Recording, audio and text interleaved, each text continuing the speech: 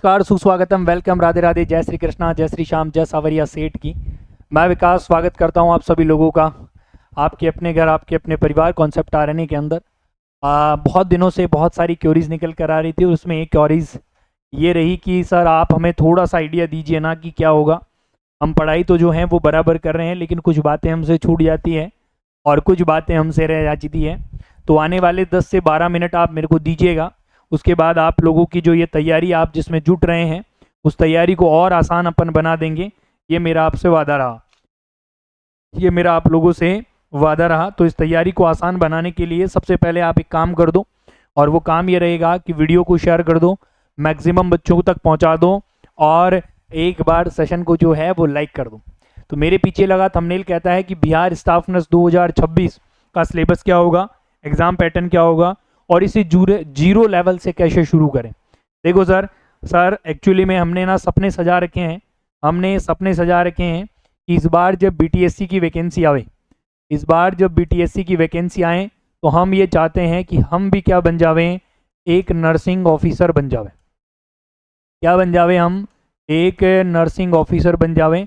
और मैं कहता हूं कि अगर आप मेरी बताई कुछ चीज़ें फॉलो करते हैं तो आपको नर्सिंग ऑफिसर बनने से कोई रोक ही नहीं सकता। क्या फॉलो करना है बता दो, हम कर लेंगे। बिल्कुल, देखते हैं सर। सबसे पहली बात जो आपको फॉलो करनी है वो आपको रेगुलरिटी। सर ये क्या फॉलो करने की बात आ गई? अरे भाई मैं तो यही बताऊंगा, देखो जो बातें सच है वो सच है, रेगुलरिटी आपको फॉलो करनी है। दूसरी बात, रेगुलरिटी जब आप फॉलो करते हैं उसके बाद में आपको एमसीक्यू प्रैक्टिस लगानी होगी, और उसके बाद में बाकी चीज़ें करनी होंगी बाद में। सर पहले हमें बताओ जीरो से। देखो सर, हम किसी भी एग्ज़ाम को पढ़ना चाहते हैं और उसको कोई भी काम हम जब जीरो लेवल से शुरू करते हैं ना तो मज़ा आता है, क्योंकि जो जीरो से हीरो तक का सफ़र होता है उसमें रुकावटें बहुत होती है। सर मान लेते हैं कि हम इस लेवल पर हैं, अभी बनना यहाँ तक है, यहाँ से वहाँ जाने के लिए हमें क्या करना पड़ेगा दोस्तों? सबसे पहले हमें करना पड़ेगा बेसिक जो है थ्योरी, बेसिक से हमें पढ़ना पड़ेगा। जैसे मैं कहूँ आप एनाटॉमी फिजियोलॉजी पढ़ना शुरू करते हैं तो सेल से शुरू करें, डायरेक्ट जो है सेल्यूलाइटिस ना पढ़ें, डायरेक्ट ये ना पढ़ें कि सेल के क्या डिवीजन है, सेल क्या है, खोज किसने करी, बिल्कुल बेसिक, बिल्कुल जीरो जिसे कहते हैं, है ना। तो स्टार्टिंग हमें किससे करनी है सर? बेसिक से करनी। सर बेसिक से भी हम कहाँ से करें? ऐसा कौन सा सब्जेक्ट है जिसको हम सबसे पहले शुरू करें? अगर मैं आपको सब्जेक्ट बताऊं जो सबसे पहले आप शुरू करते हैं, मेरी सलाह के हिसाब से सबसे पहले शुरू करना आप एनाटमी। एनाटमी आज जिन लोगों को टफ लगती है वो साथी शुरू करिए फंडामेंटल ऑफ नर्सिंग, और जिनको ये भी सर टफ लगती है तो वो साथी न्यूट्रिशन शुरू करें। सब्जेक्ट जब शुरू होंगे भैया, सब्जेक्ट जब शुरू होंगे, जब मेरे पहले शब्द पे ध्यान देंगे। मेरा पहला शब्द था रेगुलरिटी, ठीक है। और रेगुलरिटी का मतलब सबसे पहले आप लोगों को एक जगह टिकना पड़ेगा, उसे कहता हूं मैं सिटिंग। आप लोग सिटिंग देना शुरू करें भाई, कम से कम भी रेगुलरिटी में मानूं, सिटिंग की बात मैं करूं तो डेली आपको 3 से 4 घंटे, याद रखना 3 से 4 घंटे मिनिमम आप लोगों को जो है वो सिटिंग टेबल पे जाना है, और सिटिंग टेबल पर क्या करना है? बैठना है, और बैठकर भले ही किताबों के पन्ने पलटने हैं पर करना है सर। उसके बाद आपने पढ़ना शुरू करना है बिल्कुल जीरो लेवल से। पहली बात एकदम क्लियर कट, समझ में आ गई बातें मेरी? तो सबसे पहला काम करना है सर, हमें बेसिक थ्योरी पढ़नी है।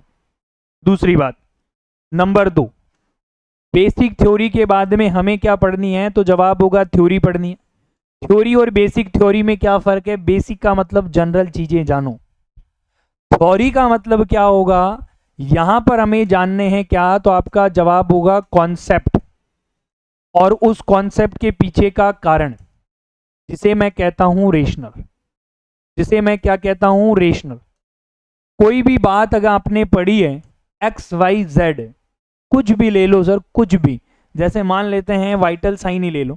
अगर हमने पढ़ा है तो हमें इसके सारे कॉन्सेप्ट पता होने चाहिए सर, XYZ कॉन्सेप्ट, और ऐसा क्यों है वो भी पता हो।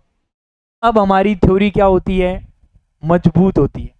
थ्योरी पढ़ने के लिए कितना समय चाहिएगा सर, मैं कहता हूं आपको जो है basic theory, basic plus theory दोनों अगर आप पढ़ते हैं तो आपको लगभग जो है 4 महीने का समय चाहिए सर। 4 महीने में आप एक बार जो है इस थ्योरी को पूरा का पूरा जो है वो रीड आउट करो भाई। क्या करो, रीड आउट करो कम से कम। ठीक, आगे आ जाओ। जब थ्योरी आप पढ़ लिए हैं, थ्योरी के साथ साथ में आपने क्या करनी होती है सर, डेली एमसीक्यू प्रैक्टिस। क्या करनी है, एमसीक्यू प्रैक्टिस। जैसे मान लो आज सेल नामक टॉपिक पढ़ा, तो इस सेल नामक टॉपिक के आपने क्या करने हैं, एमसीक्यू पढ़ने हैं। कम से कम 10 और ज़्यादा से ज़्यादा 20 एमसीक्यू आपने लगाने हैं। ये आपको डेली उस टॉपिक के लगाने हैं जिस टॉपिक की आपने थ्योरी पढ़ी है, जिस टॉपिक की आपने थ्योरी पढ़ी है सर। ठीक है सर। अब जब आपकी थ्योरी 4 महीने में कंप्लीट हो जाती है, उसके बाद में हमें क्या करना होगा, तो आपका जवाब ये है, उसके बाद में आफ्टर 4 मंथ, आफ्टर 4 मंथ आपको मैं बता रहा हूं, आप जो हैं डेली एवरी डे आपको कितने सवाल लगाने हैं, उसके बाद आपको डेली 500 सवाल लगाने हैं। 2 महीने तक लगातार लगाने हैं। आराम से लगा सकते हो, बहुत टफ टास्क नहीं है। सुबह से शाम तक 500 सवाल इजी वे में होते हैं, इजी वे में। ठीक है सर, 500 नहीं होंगे, आप तो हमें जो है वो 300 करा दो, कोई बात नहीं। कितने हो गए, 18,000 सवाल। अरे भैया अगर 18,000 सवाल पढ़ लिए ना, 18,000 सवाल पढ़ लिए ना आप, तो मैं आपको बता देता हूं कि अब आप जीरो पे नहीं हो, अब आप जीरो पे नहीं, अब आप कहाँ जा चुके हो, हीरो पे जा चुके हो। कहाँ जा चुके हो, हीरो पे जा चुके हो। तो सबसे पहली बात, जीरो से हीरो बनने के लिए बेसिक थ्योरी पढ़नी है, थ्योरी पढ़नी है। उसके बाद में क्या करना है, तो जवाब होगा एमसीक्यू पढ़ना। रोजाना 4 घंटे कम से कम पढ़ना है, 4 से 6 घंटे की डेली स्टडी हो। 4 घंटे अगर आप पढ़ते हैं डेली, 6 घंटे का पैरामीटर मानूं, तो आपको 4 घंटे क्या करना है, आपको 4 घंटे जो है डेली थ्योरी पढ़नी है, और 2 घंटे आपको डेली क्या करने हैं मेरे भाई, तो याद रखना दोस्त, एमसीक्यू लगाने हैं। आपको हीरो बनने से कोई नहीं रोक सकता। क्लियर बात, आगे आ जाओ। नेक्स्ट बात है सर, हमारे इस एग्जाम का पैटर्न क्या होता है। भैया एग्जाम का पैटर्न देखो, बीटीएससी साफ कहता है कि एग्जाम कैसे होता है, तो जवाब होगा सीबीटी बेस्ड होता, कंप्यूटर बेस्ड एग्जाम होगा। क्या होगा, कंप्यूटर बेस्ड एग्जाम होगा, बिल्कुल सही बात है। चलो जी, कितने नंबर का पेपर होता है सर, यहाँ पर आते हैं 100 सवाल आते हैं, शाबाश। और याद रखना प्रत्येक सवाल, ईच क्वेश्चन जो होगा हमारा, प्रत्येक क्वेश्चन जो हमारा होगा वो 1 नंबर का होता है, 1 नंबर का होता है। सर नेगेटिव मार्किंग कितनी होती है, बताइए, नेगेटिव मार्किंग कितनी होती है, तो आपका जवाब होगा 0.25 होती है, 0.25 होती है नेगेटिव मार्किंग। सर क्या पैरामीटर रखा जाता है, इसके अंदर 2 एग्जाम, जैसे एक हमारा टैक जिसे नर्सिंग कहते हैं अपन, और एक हमारा नॉन टैक जिसे नॉन नर्सिंग कहते हैं। लगभग 25 सवाल तक आ सकते हैं सर। देखो पेपर में जो अकॉर्डिंग दिया गया है वो 25% दे रखा है सर, पेपर में जो दे रखा है, बाकी आता है वो अलग मैटर बन जाता है। और नर्सिंग को 75% वेटेज में रखते हैं, नर्सिंग को 75% वेटेज। पर लास्ट कुछ एग्जाम के पैटर्न को सुनना मेरी बात, जहां केवल 40 सवाल उन्होंने क्या करे थे, लास्ट एग्जाम जो उन्होंने कराया था एक, उस एग्जाम में क्या किया था उन्होंने रखा था 40 नंबर नर्सिंग का मैटर, ठीक है। उसके बाद में उन्होंने रखा 20 नंबर का मैथ, 20 नंबर की शायद रीजनिंग, और कुछ 15 नंबर का जीके रखा था उन्होंने। तो इस प्रकार से पेपर रखा था, पर ये पैटर्न नहीं बनेगा, याद रखो आप, है ना। और एक पैटर्न उन्होंने एक बार ऐसे भी बनाया हुआ है कि आपके सामने 75 नंबर की तो क्या रहेगी, थ्योरी बोले तो सीबीटी एग्जाम में कंटेंट रहेगा, और 25 नंबर का आपके पास एक्सपीरियंस होगा। फिलहाल ये वाला पैटर्न भी बंद है। तो सर कौन सा पैटर्न चल रहा है, एग्जैक्ट है, तो एग्जैक्ट जो पैटर्न चल रहा है वो फिलहाल के लिए ये रहेगा।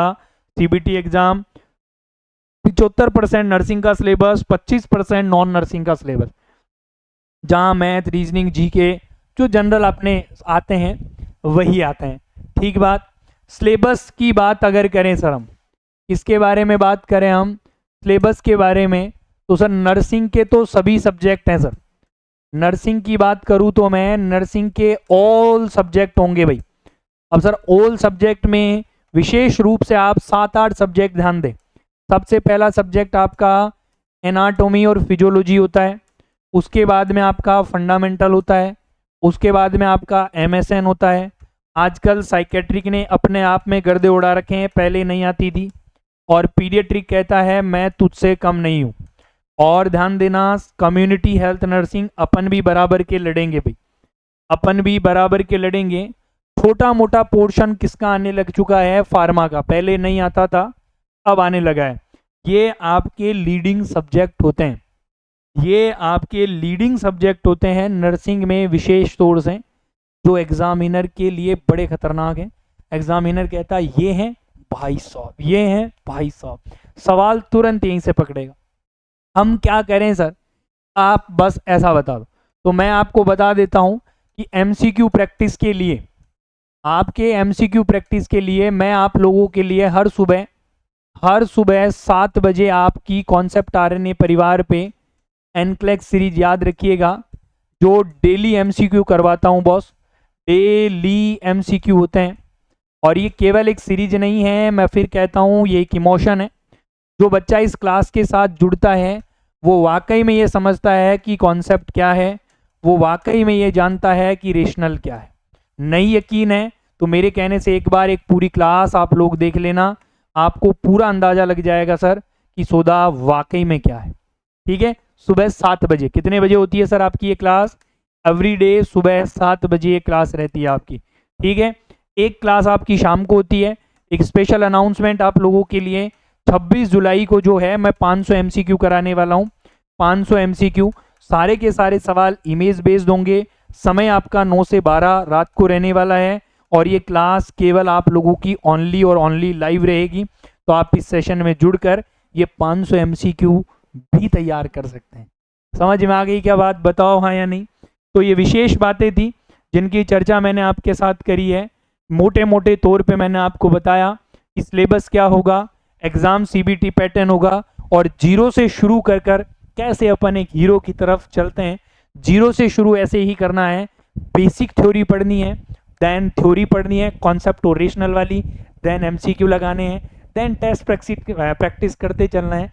और कहते हैं ना कि practice max a man perfect, और आपको सही बनने से कोई रोक ही नहीं सकता, क्योंकि आप सही बन जाएंगे जब आप लगातार पढ़ाई करेंगे, है ना। और हर शाम 6 बजे, हर सुबह 7 बजे कॉन्सेप्ट आरएनए परिवार के यूट्यूब चैनल पे मैं लेकर आता हूँ धमाकेदार कहानियाँ, ज़बरदस्त बातें, ज़बरदस्त लेसन आप लोगों के लिए, मज़ेदार रहता है।